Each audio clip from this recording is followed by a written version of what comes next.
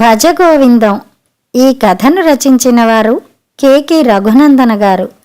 సుబ్బలక్ష్మికి పెళ్లి చేయడం అనే సమస్య కొరకరాని కొయ్యగా మిగిలిపోయింది కొండబాబుకి. బాగా చదివిద్దామనుకుంటే సుబ్బలక్ష్మి 10th లో 3 సార్లు డింకీలు కొట్టింది. మరిక చదువుకి గుడ్ బై చెప్పేసింది. ఏ పని లేక ఖాళీగా గోళ్లు గిల్లుకుంటూ ఉండడమే కాక అదే పనిగా టీవీ చూస్తూ చిరుతిళ్లను పదే పదే మేస్తుండడంతో సుబ్బలక్ష్మి కాస్త దిబ్బరొట్టెగా మారింది. చదువు చెట్లెక్కడం, దిబ్బగా మారడం, పనిపాటల్లో ఏమాత్రం పరిజ్ఞానం లేకపోవడం ఇవన్నీ సుబ్బలక్ష్మి పెళ్లికి తీవ్ర అడ్డంకులైనాయి. అయితే రోజులన్నీ ఒకేలా ఉండవని కాలం రుజువు చేసింది. ప్రపంచంలో ఆడసంతానం తగ్గిపోయి మగవాళ్ల సంఖ్య పెరగడంతో యువకులంతా ముదరబెండలుగా మారిపోతున్న తరుణంలో సుబ్బలక్ష్మి లాంటి వాళ్లు కూడా హాట్ కేక్స్ మాదిరిగా కనిపించసాగారు లోకానికి. కొండబాబు కూతురి వివరాలన్నీ మ్యారేజ్ బ్యూరోలకు ఇవ్వడం, నెట్లో పెట్టడం, పెళ్లిళ్ల పేరయ్యలకు ఇవ్వడంతో సుబ్బలక్ష్మిని చేసుకోవడానికి పెళ్లి కొడుకుల క్యూ రాను పెరిగింది. అయితే వచ్చిన చిక్కల్లా గుమ్మం తొక్కిన వాళ్ళెవ్వరూ కూడా సుబ్బలక్ష్మికి నచ్చకపోవడంతో ఎవరిని చూసినా సరే మూతి విరుపులు మొదలెట్టేది. తల్లి కుందనమ్మ చెవి నిల్లు కట్టుకుని ఎంత చెప్పినప్పటికీ ఒప్పుకునేది కాదు. తను చేసుకోబోయేవాడు అనుక్షణం నవ్వుతూ కనిపించాలట. అంతే తప్ప తనను తినేసేలాగా చూడ్డం గాని, మొద్దుముఖం పెట్టుకుని కూర్చోవడం గాని నచ్చవు కాక నచ్చవంటూ తెగేసి చెప్పేసింది. అదేంటి తల్లి, మొన్న దివ్యధామం గారి అబ్బాయి సలక్షణంగా మన్మధుడిలా ఉంటే నీ కంటికి ఏమాత్రం నచ్చలేదని కొట్టిపారేశావు?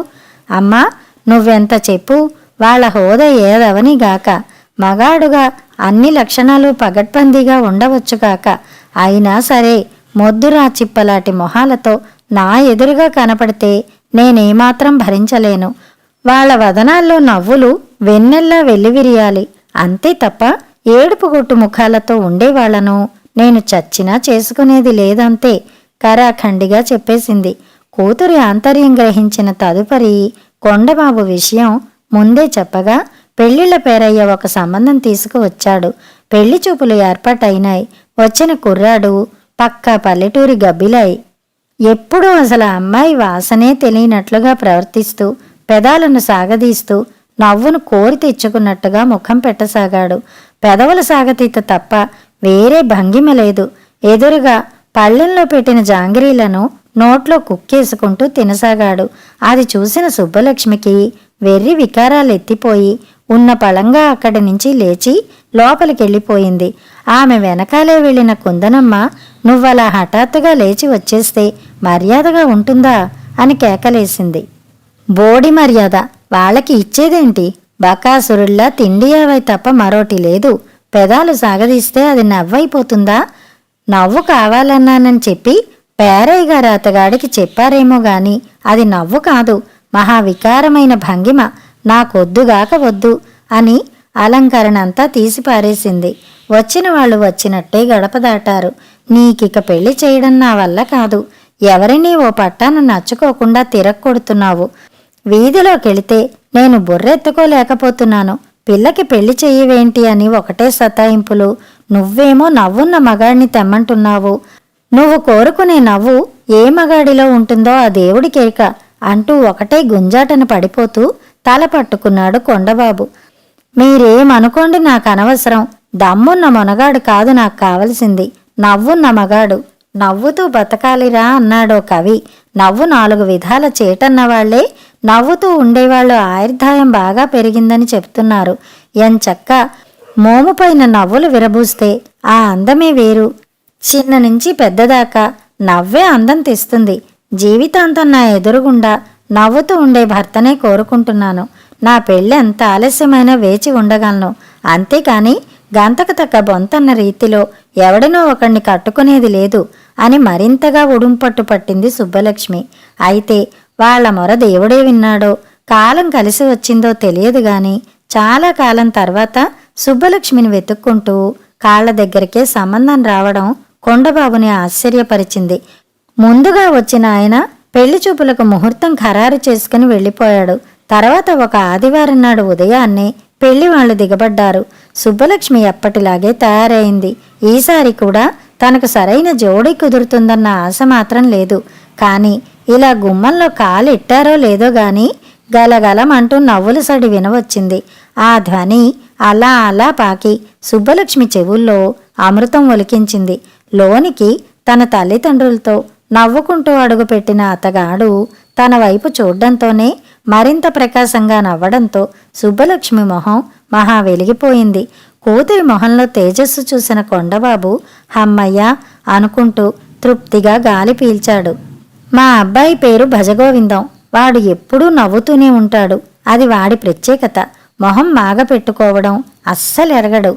కానీ అని సణుగుతూ ఆగాడు భజగోవిందం తండ్రి లంబోదరం. చెప్పండి, పర్వాలేదు. మనలో మనకి దాపరికాలెందుకు?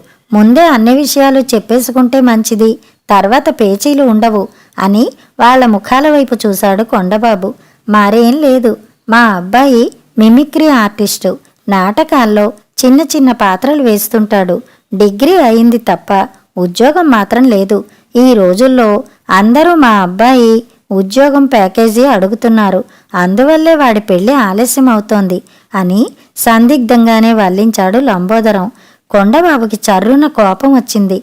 ఏగాని సంపాదన లేని వాడిని తన అల్లుడిగా ఎలా అంగీకరించగలడు? అదే విషయం చెప్పి ఇక మీరెళ్ళొచ్చు. ఉద్యోగం లేనివాడు పెళ్ళాం పిల్లల్ని ఎలా పోషించగలడో మీరే ఆలోచించండి అన్నాడు కటువుగానే. సరే, వెడతాం. పదరా భజగోవిందం అని లేచాడు లంబోదరం. భజగోవిందం కూడా లేస్తున్నప్పుడు జరిగిన దానికి ఏమాత్రం బాధ ప్రకటించకుండా నవ్వుతూనే ఉన్నాడు. ఆగండి అన్న పిలుపుకి వెళ్ళిపోతున్న వాళ్ళు వెనక్కి తిరిగారు. ఆ గొంతు సుబ్బలక్ష్మిది. అనుకోని ఆ సంఘటన కొండబాబు కుందనమ్మలను ఆశ్చర్యచకితులను చేసింది. ఇలా ఒకసారి రండి నాన్న అని పిలుస్తూ లోనికి దారి తీస్తున్న సుబ్బలక్ష్మి వెనకే నడిచాడు కొండబాబు. ఆ వెనకే కుందనమ్మ కూడా. నేను కోరుకున్న వాడిని నాకు దూరం చేసే ప్రయత్నంలో ఉన్నారు. వాళ్ళని ఎందుకు వెళ్ళిపోమ్మంటున్నారు? నిలదీసింది సుబ్బలక్ష్మి. ఉద్యోగం సద్యోగం లేనివాణ్ణి కట్టుకుని నువ్వేం సుఖపడతావమ్మా? ఇది వరలో సాఫ్ట్వేర్ ఉద్యోగంని కాదన్న నువ్వు ఇతగాన్ని కోరుకోవడానికి కారణం అని తిరిగి ప్రశ్నించాడు కొండబాబు. అతని ముఖంలో నిండుగా వెలిగే నవ్వులు నాకు నచ్చాయి. ముఖ్యంగా మనం సంబంధం కాదన్న క్షణం కూడా నొచ్చుకోకుండా హాయిగా నవ్వడం మరింత నచ్చింది. ఆ నవ్వు అతని మనసుకు అద్దం పడుతోంది అంది సంతోషంగా. అని చెప్పి అతని నవ్వులు నీ కూడు గుడ్డ పెడతాయా? అల్లుణ్ణి కూర్చోబెట్టి ఎవరు పోషిస్తారమ్మా ఈ రోజుల్లో అని వ్యతిరేకించింది కుందనమ్మ. అంతే తప్ప నా భావాలకు విలువనివ్వరా? ఇంతకాలం ఏమి కావాలో ఎదురుచూసిన వ్యక్తి దొరికినందుకు సంతోషపడి ముడేయించాల్సిన మీరే నా జీవితాన్ని చుక్కాని లేని నావలా వదిలేస్తారనుకోలేదమ్మా అని ముక్కు చీదింది. కూతురి కంటతడి చూసి తట్టుకోలేకపోయిన కొండబాబు నీకతనే సరైన జోడీ అనుకుంటే వెంటనే ఖాయం చేస్తానమ్మా, ఊరుకోమ్మా అని ఓదార్చాడు. కుందనమ్మ కూడా కళ్ళొత్తుకుంటూ బుజ్జగించింది. అంతే.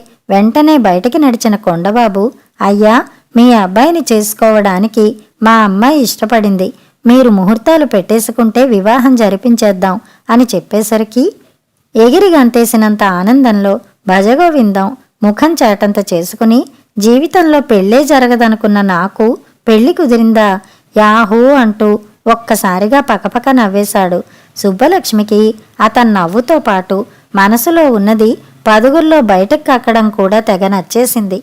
అక్కడికి మరో నెల రోజుల్లో సుబ్బలక్ష్మికి భజగోవిందంకి ఘనంగా పెళ్లి జరిగిపోయింది. రాను భజగోవిందం వైఖరి విచిత్రంగా తోచింది కొండబాబు దంపతులకు. అయినదానికి కానిదానికి నవ్వుతుండడంతో పిచ్చెత్తినట్లయింది. అయినప్పటికీ భర్తను సమర్థించుకునేది సుబ్బలక్ష్మి. ఏడిస్తే చిరాగ్గా ఉంటుంది గాని మొహం నిండారా నవ్వు పులుముకుంటే తప్పేంటి? నేను కూడా అదేగా కోరుకుని పెళ్లాడింది. ఆయనలో ఏ కోసాన ఆందోళన గాని చిరాగ్ గాని లేకపోవడానికి కారణం ఆయన నవ్వే. అదే ఆయనకు ఆభరణం. ఒకసారి పక్కింటాయన పరాత్పరం కొండబాబు గారి కోసం వచ్చాడు. ఆయన్ని చూడగానే అక్కడే హాల్లో సోఫాలో కూర్చున్న భజగోవిందం పకాల్మని నవ్వడంతో పరాత్పరం గారికి ఒళ్ళు మండిపోయింది. ఇదిగో కొండబాబు ఇలారా. ఎవడీ సాల్తీ? నన్ను చూసా లేక నా పిలక చూసా? దేనికి నవ్వుతున్నాడసలు అని అగ్గగ్గలాడిపోయారు. లోపల నుంచొచ్చిన కొండబాబు విషయం తెలిసి, అబ్బే అతనెవరో కాదు పరాత్పరం, మా అల్లుడే. అతనికి నవ్వడం అలవాటు, అంతే తప్ప నిన్ను చూసి కాదులే అంటూ ముక్కోపైన మిత్రుణ్ణి శాంతింపచేసేసరికి తాతలు దిగొచ్చారు. ఇంత జరుగుతున్నా సరే భజగోవిందం తన నవ్వును ఆపకుండా ఇంకా పకపకలాడ్డంతో కొండబాబుకు కూడా తిక్కెత్తిపోయింది. నీకు అల్లుడైతే అవుగాక నేను గడప తొక్కటమేంటి? నవ్వు మొదలెట్టాడు. నాకు అది తీరని అవమానంగా భావిస్తున్నాను, వస్తా అంటూ రివ్వురివ్వున వెళ్ళిపోయాడు పరాత్పరం. ప్రియమిత్రుడు పరాత్పరం దగ్గర తనకు అల్లుడు వలన తలవంపులు రావడం కొండబాబుని అసహనానికి గురిచేసింది. సుబ్బలక్ష్మిని లోనికి పిలిచి, అమ్మా, మీ ఆయన వ్యవహారం ఏం బాగులేదు. నువ్వు అతగాడి ముఖంలో నవ్వులు మతాబుల్లా వెలుగుతున్నాయని చంకలు గుద్దుకుంటున్నావేమో గాని అది అన్ని చోట్ల సరికాదు. అందుకని వెంటనే ఒక మానసిక వైద్యుడికి చూపించడం తప్పనిసరి అని ఖచ్చితంగా చెప్పేశాడు. ఆయనకేం పిచ్చి కాదుగా డాక్టర్కి చూపించడానికి అని ఖండించింది సుబ్బలక్ష్మి.